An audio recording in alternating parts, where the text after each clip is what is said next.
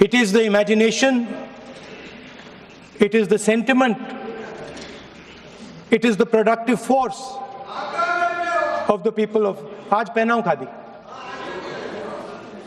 It is the expression of the people of India. Speaker sir, whichever state you go to, you will find different fabrics. There's the Himachali cap, Assamese gamcha, Banarsi sari, Kanchipuram sari, Naga jacket, and you will find that all these fabrics represent the people. When the people of Assam give you the gamcha, they're not just giving you a piece of cloth. They're giving you an expression. They're giving you a piece of their history, their tradition, their future, their imagination.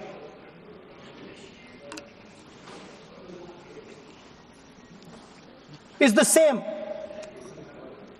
when the Nagas wear that jacket.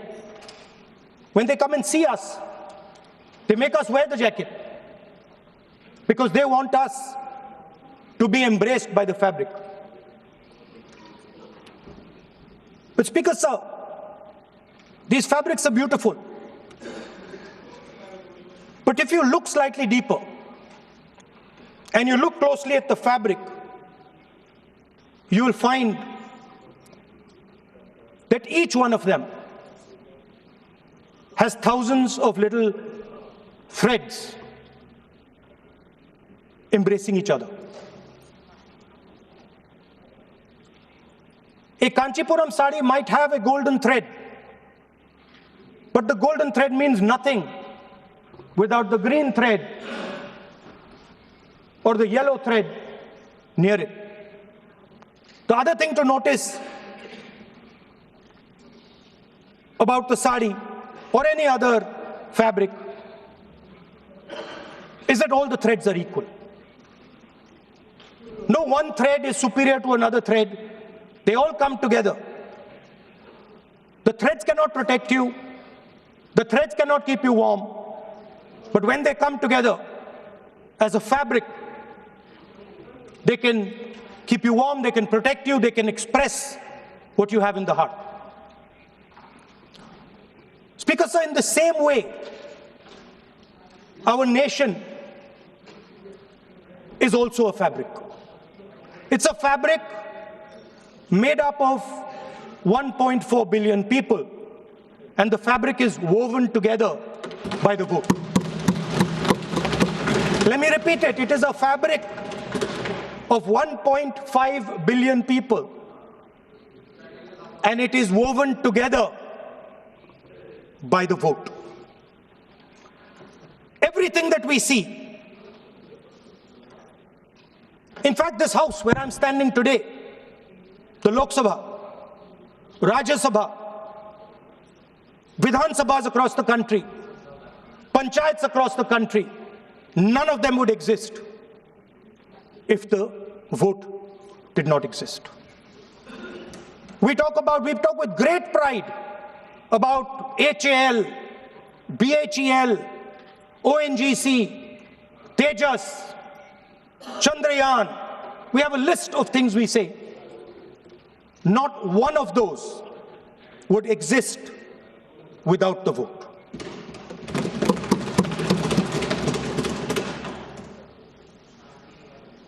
Speaker sir, it is the idea that every thread, every person in the Union of India is equal that disturbs my friends in the RSS. They're happy to see the fabric, but they cannot stand the idea that every single person in the fabric of our country, regardless of what religion they come from, regardless of what community they come from, regardless of what language they speak, should be equal. Because they fundamentally do not believe inequality. They believe in a hierarchy, and they believe that they should be on top of that hierarchy. Speaker Sir, on the 30th of January, 1948, 3 bullets pierced the chest of Mahatma Gandhi. Nathuram Godse assassinated the father of our nation. Today, our friends do not embrace him. Today, our friends have pushed him away. It's an uncomfortable truth. But that's not where the project ended. You see, as I said, everything has emerged from the vote.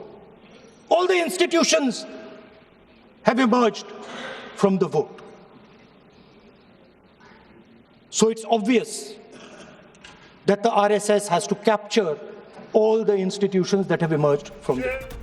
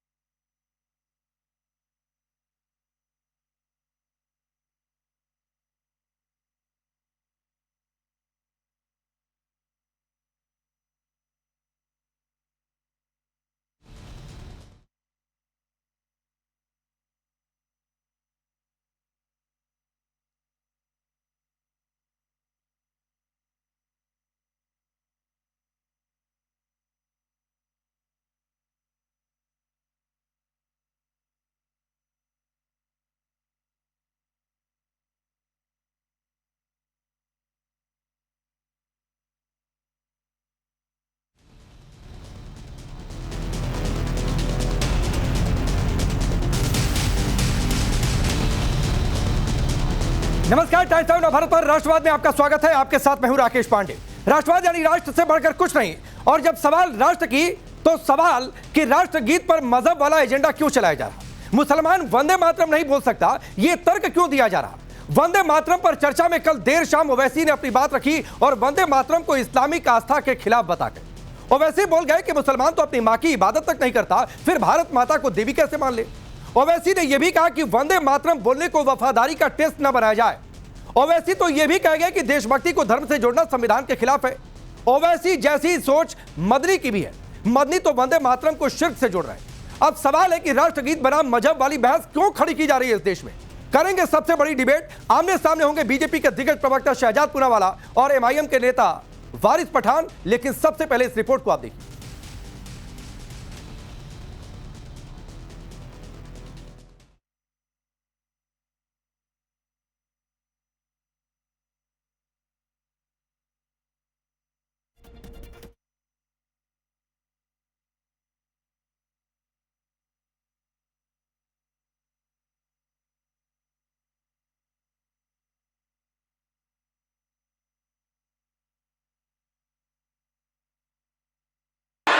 शासन को चुनौती देने का प्रयास मत करिए, ये ठीक नहीं है।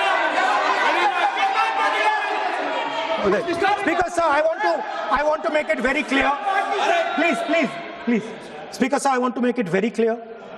The discussion is about votes. The discussion is about the stealing of votes. The discussion is about the SIR, and I am framing my discussion about votes. Yes. And what is happening here is patently unfair. I am not being allowed to speak. I am being disturbed, and I put my protest here. I have done absolutely nothing wrong. I am talking about the subject. In order to capture the vote, you have to capture institutions. I am saying that institutions of India are captured, and I will come to the point, which is Election Commission is captured. So the project of the RSS was to capture the institutional framework of the country, and I said how the education system has been captured, Vice Chancellor after Vice Chancellor after Vice Chancellor is placed not on merit, not on capability, not on scientific temper, but on the fact that he belongs to a particular organization. Second capture, which helps in destroying democracy, the capture of the intelligence agencies. We have the Home Minister sitting here, the capture of the CBI, of the ED, of the Income Tax Department. And the systematic placement of bureaucrats who favor their ideology and attack the opposition and anybody who chooses to oppose the RSS. That is the second institutional capture. And the third there are many more. I can go on. And the third institutional capture. Yes. What is this?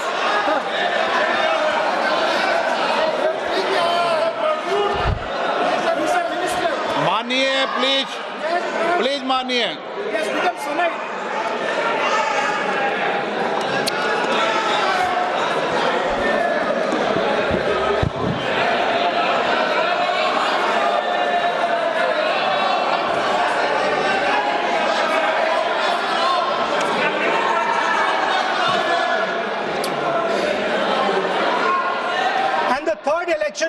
The third capture of the institution that directly controls the election system of our country, the Election Commission.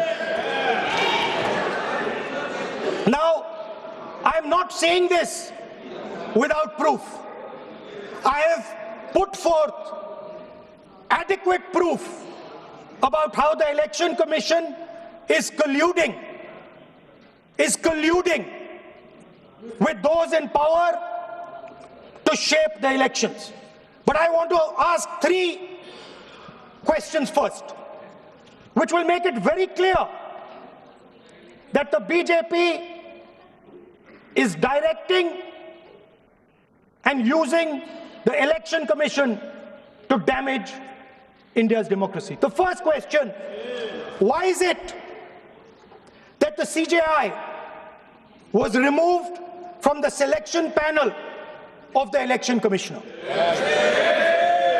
What motivation could there be to remove the CJI? Do we not believe in the CJI? Of course we believe in the CJI. Why is he not in that room? I sit in that room. It is so-called a democratic decision. On one side, Prime Minister Narendra Modi and Mr. Amit Shah. On the other side, the leader of the opposition. I have no voice in that room. What they decide is what happens. So the first question, why is the Prime Minister and Amit Shah so keen on choosing exactly who the Election Commissioner is going to be? Second question, and even more devastating question, no Prime Minister has done this in the history of India. In December 2023, this government changed the law.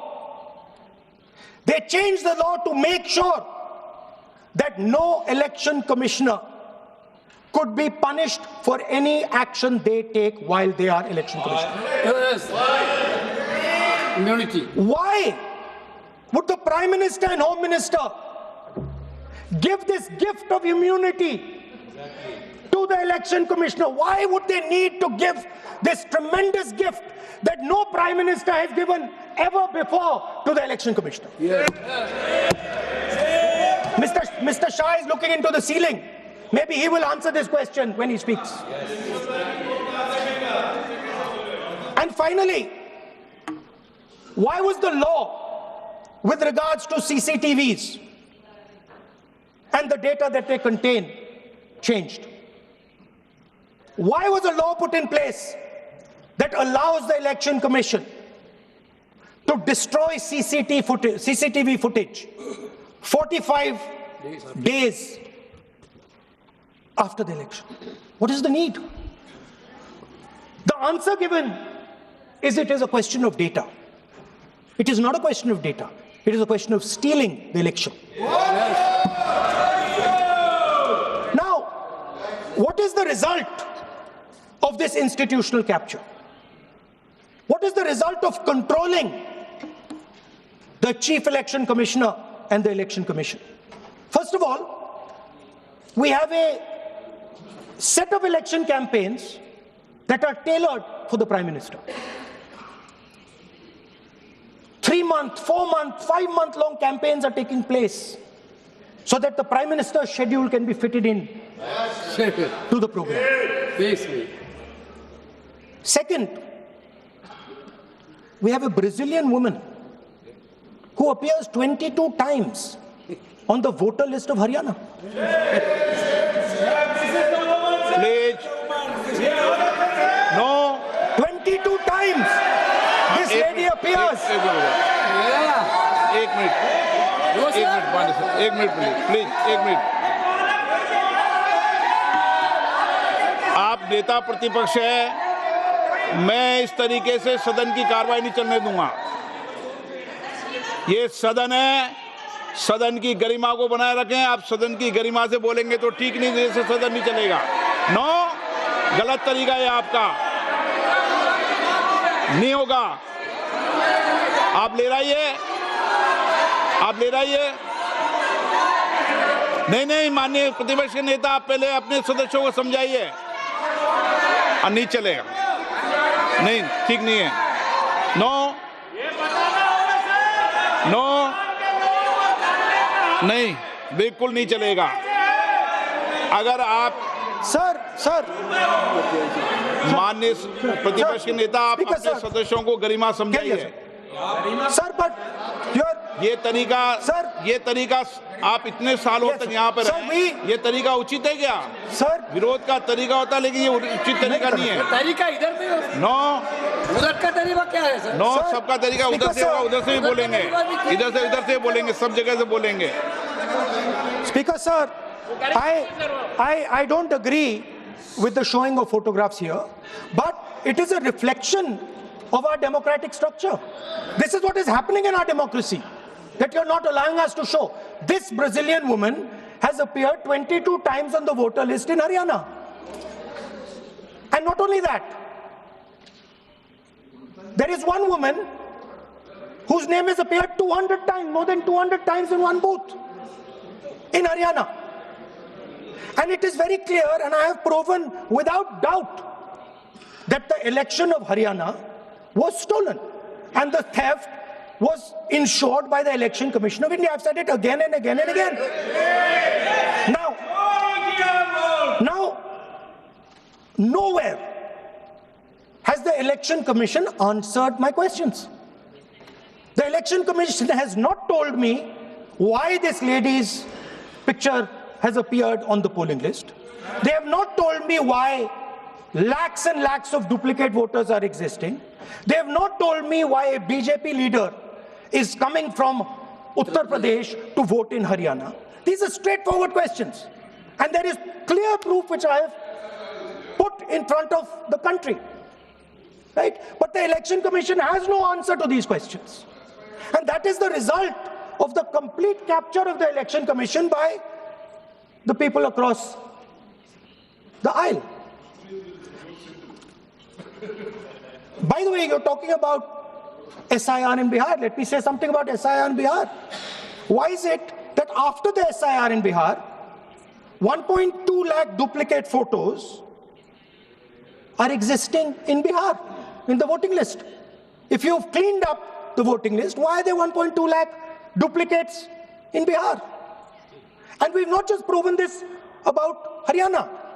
We have proven this in Karnataka, we have proven this in Maharashtra, and I'm absolutely certain this is how you're winning elections in Madhya Pradesh, in Uttar Pradesh, in Bihar, across the country.